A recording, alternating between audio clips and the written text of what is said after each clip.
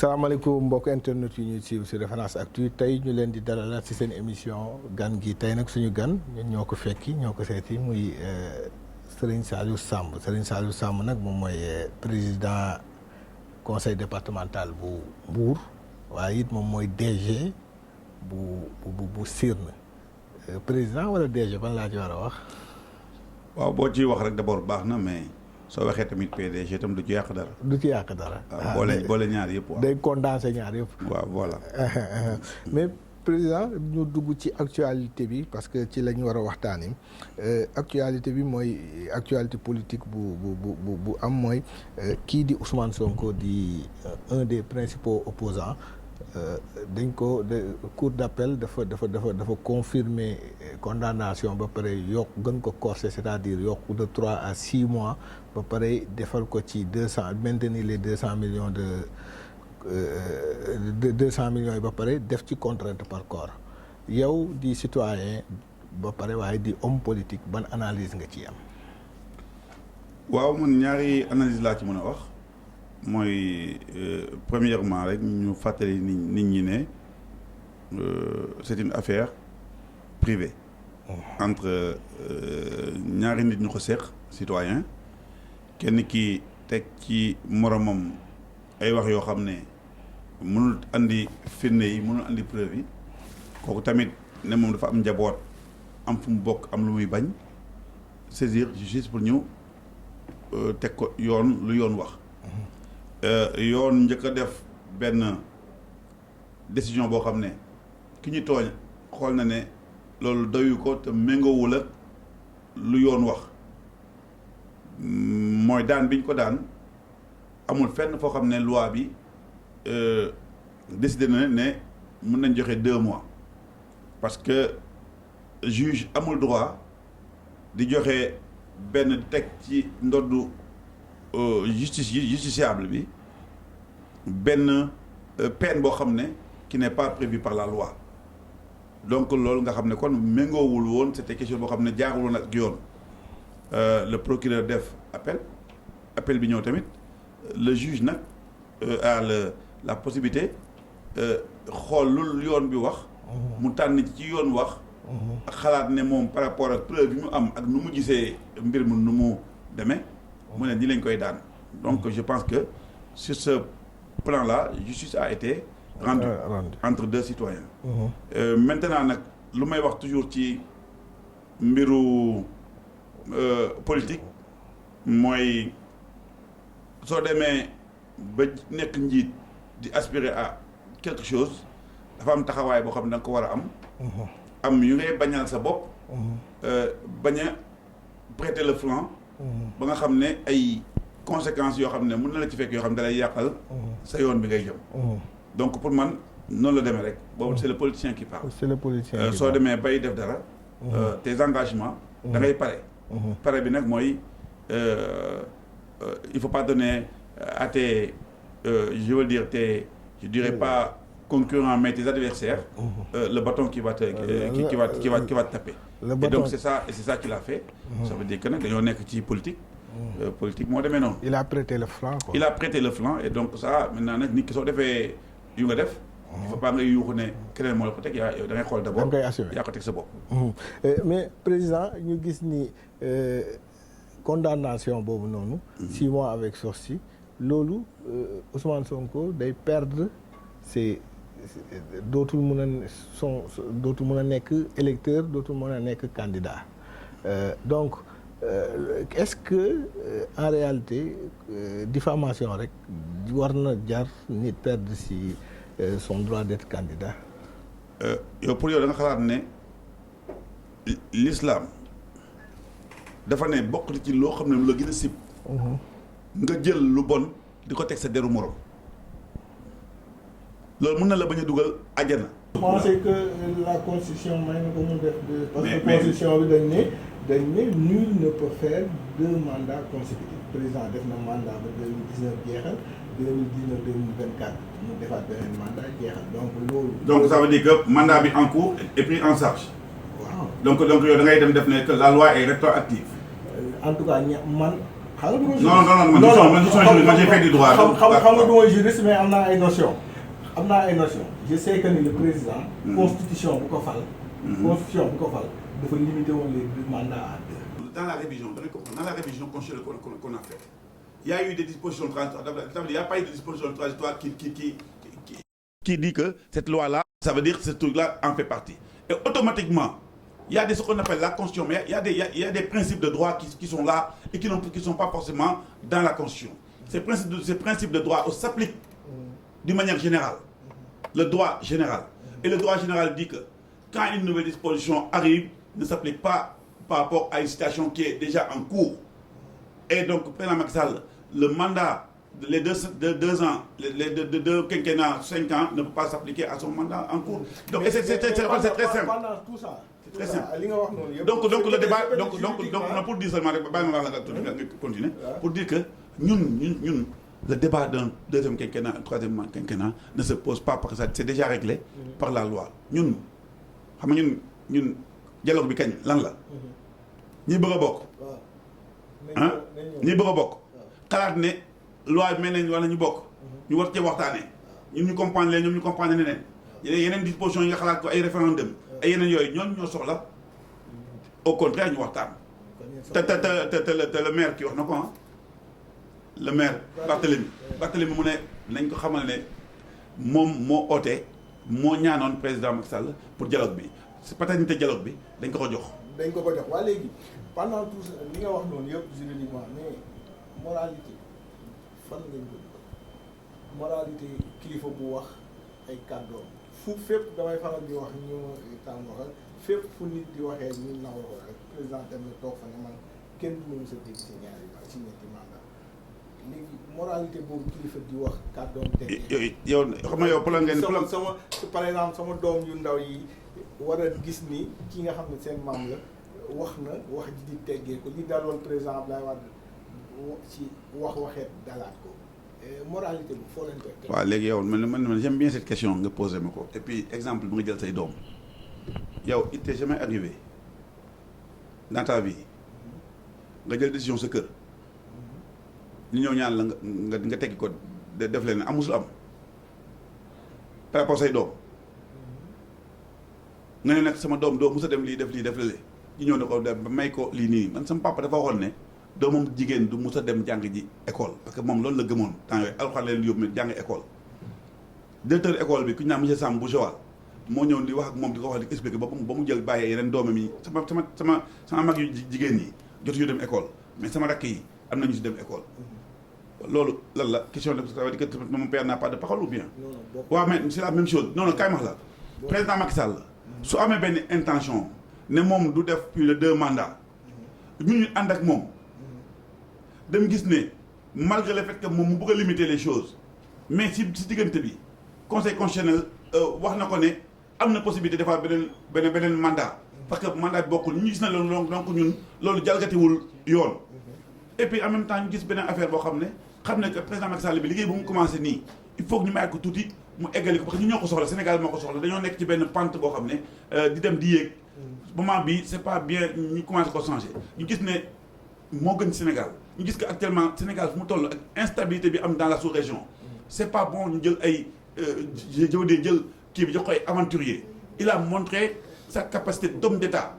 d'Africain international à gérer les problèmes pendant la crise boo xam ne tous les pays sont par terre non waxuma loolu mun na nekk man sax laa wax non mais c'est façon de parler non xoolal mais qui n'ont pas l'expérience xoolal ko humain xam nga man lu ma xamul dama koy ragal man je préfère être ak lu ma xam loo xam ne teg nañ bët man xam nga man peut-être awma expérience mais j'ai le droit de postuler à la présidence waaw mais loolu xoolal ba ñu loolu dama ne moment bi ñu taxaw nii xoolal soo ñëwoon man xam nga laa lay wax si ko yow sama xarit nga de je t'aime bien ba may ma tuuti rek bàyyi la gum président parce que fi ñu toll la Macky Sall wane na xarañteem wane na ne mën na def na lu muy doy te teg na ay jéego yoo xam ne ñu ngi ciy dem mais ñu tuuti waaw moo dal suñu xel ça veut dire que lu question leneen loolu rek la te moment bi te mooy suñu choix et puis man nag personnellement dama am benn message may wax son excellence le président Macky Sall man ak te lu ma nekk du ma ci man rek de bëri naa ci ay morom effectivement mooy ñoo xam ne le président nous a appelé à venir l'accompagner sur un projet d'un Sénégal émergent sur un Sénégal de prospérité et de paix ñu commencé bàyyi ñun lépp lu ñu def nous étions dans le secteur privé bàyyi suñuy entreprise bàyyi suñuy confort yu bëri yëpp bàyyi notre possibilité de gagner des milliards pour venir l'accompagner dans son projet actuellement nii dafa am aussi une responsabilité envers nous ces gens-là mooy il faut que mu continuer le projet qu'on a commencé on a besoin encore de le mettre d'abord de le fortifier de le sécuriser ba ñu dem ñu préparer maintenant son départ avec plus de sérénité actuellement dafa am benn notion boo xam ne moo fi feeñ boo xam ne nit ñi def ñu attention ci loolu mooy le pétrole peut être une bonne chose mais peut être une malédiction dafa laaj tamit nag il a une responsabilité envers nous et nos enfants mooy moment bi ñu te toll nii c'est une première expérience Sénégal di am pétrole yàlla def na ko moom pétrole si loxoom la fee si nguuram la feeñee yàlla def na moo xam ne moom pétrole la jàng yàlla may na ko ay qualité yoo xam ne kilifa diine yi mag ñeeg xale yeeg jigéen ñeeg ñëpp seen xel dal na ci nu mu taxawee même waa Afrique dañuy ñee par rapport liy xew actuellement Sénégal il n'a pas le droit pour des raisons di déglu ay naan waa parce que ay affaire parole moo waxoon da ne bàyyi Sénégal dans les sécurités et dans l'aventure je me rappelle de ce que me disait mon père Feu Tanor Dieng yàlla na ko yàlla yërëm waaw yàlla na ko yàlla yërëm te xaare ko àjjana en 2019 c'est moi qui comme je coordonnais waaw maa coordonné comme d'habitude les élections maa ko doon jëli ko defal programme di ànd ak moom partout da doon toog bay 4 heures du matin ma gis ne dafa sonn ma ne ko mais mon père tey moom nag suba dama lay bàyyi ñu commencé peut-être nga noppal ko suba parce que day dem tamit sur le plan national pour ñëwaat bu ko defaat si département bi mu ne ma Saliou mu ne waaw même si je dois y laisser ma vie c'est une question d'honneur et de responsabilité ce pays-là nous ne le laisserons pas entre les mains d'aventuriers ce mot-là je me rappelle et c'est ça qui me hante tous les jours je me battrai pour que ce pays-là ne rentre pas entre des mains d'aventuriers des mains sûres ça ne va pas dire que y a que le président boo xam ne comme ni ko bëggoon waxee rek ne ma rek moom mooy sénégalais boo xam ne moom moo de déedéet mais moment bii moom moo leen doy yéen quoi moo ñu doy moo ci mën a génn Sénégal parce que affaire yi ci loo xam la nekk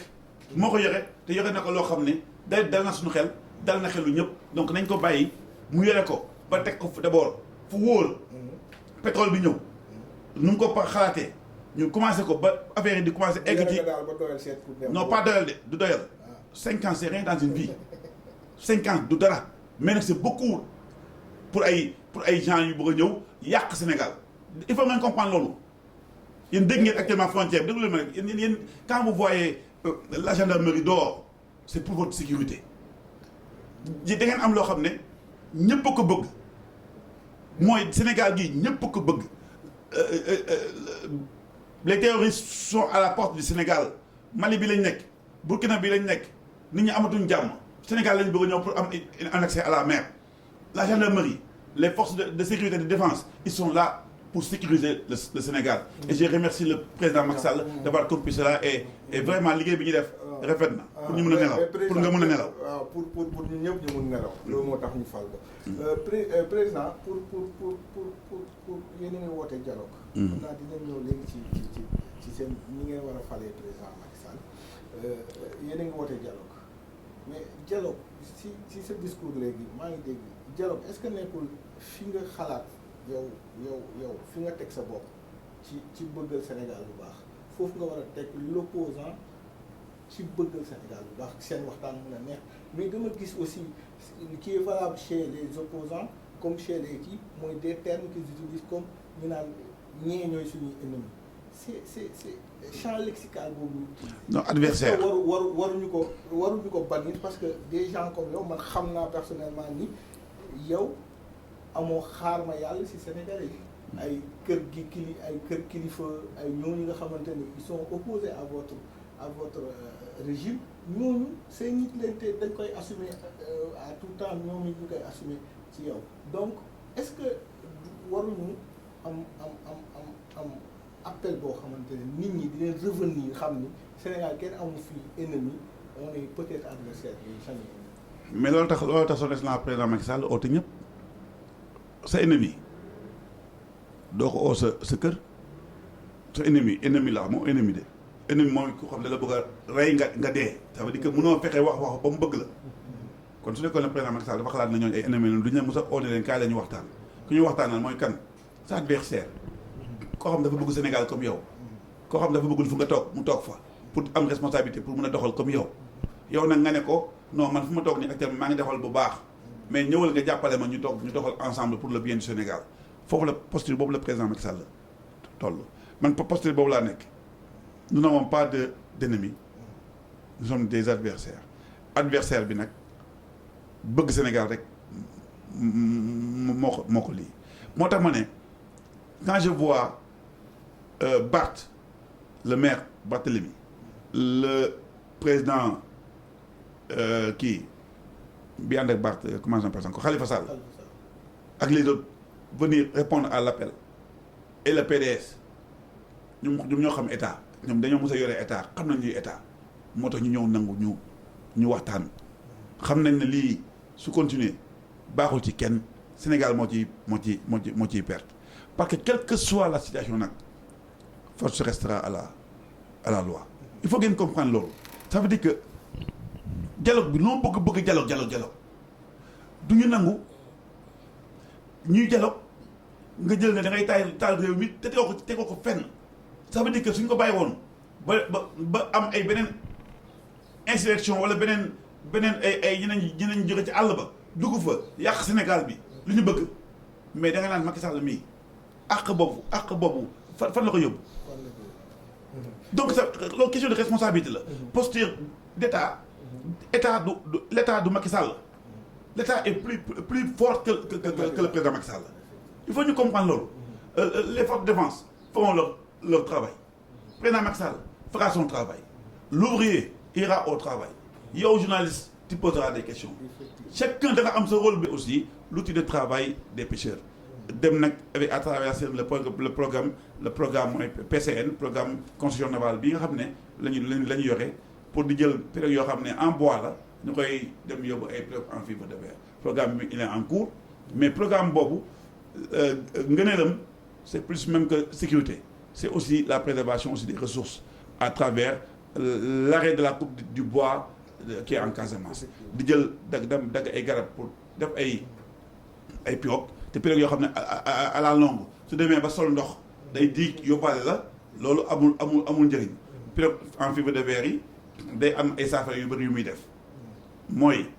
dina aar sa bakkan parce que du suux insubmersible la su dëppoo sax su lii sax day dëpp rek nga teg ci kaw di xaar ñu jël si la day amaale tamit lu ñu naan géolocalisation boo xam ne intégré ba nga xam ne yow su nekkee dara jot mën nga appuyer ci benn bouton waa marine bi dañuy xam fan nga nekk am alerte bi ak bato bi gën a bu njëkk rek bu la gën a jegeñ rek day ñëw sauver la tout de suite et ça c'est important beneen bi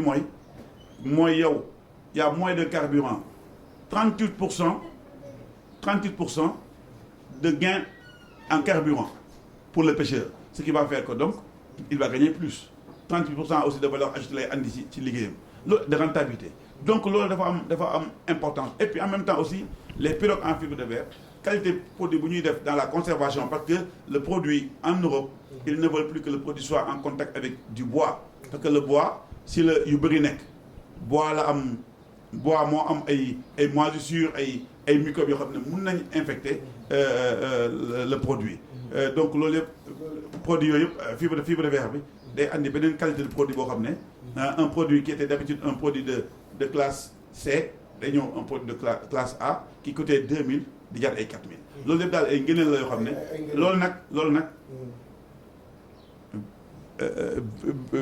vision président la et puis ak les quais de pêche di ko améliorer pour que quand même ak le marché central di améliorer loo xam ne vraiment pêcheurs yi suñu ñëwee nañ nekk seen environnement bu sain et boo xam ne propice pour leur travail.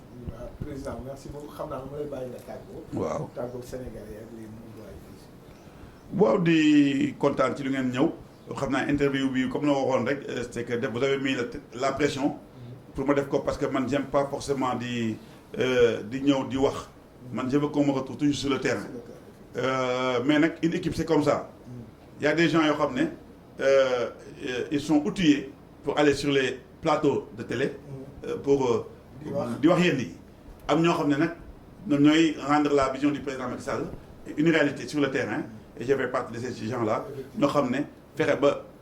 askan wi gën a bëgg président Macky Sall gën ko jegeñ fexe di gagner les grandes guerres de toutes les élections fexe nekk ci askan wi di leen régler seen i problème di wax ak ñoom waxu dëgg accompagner su neexee ñu gis ñu su naqaree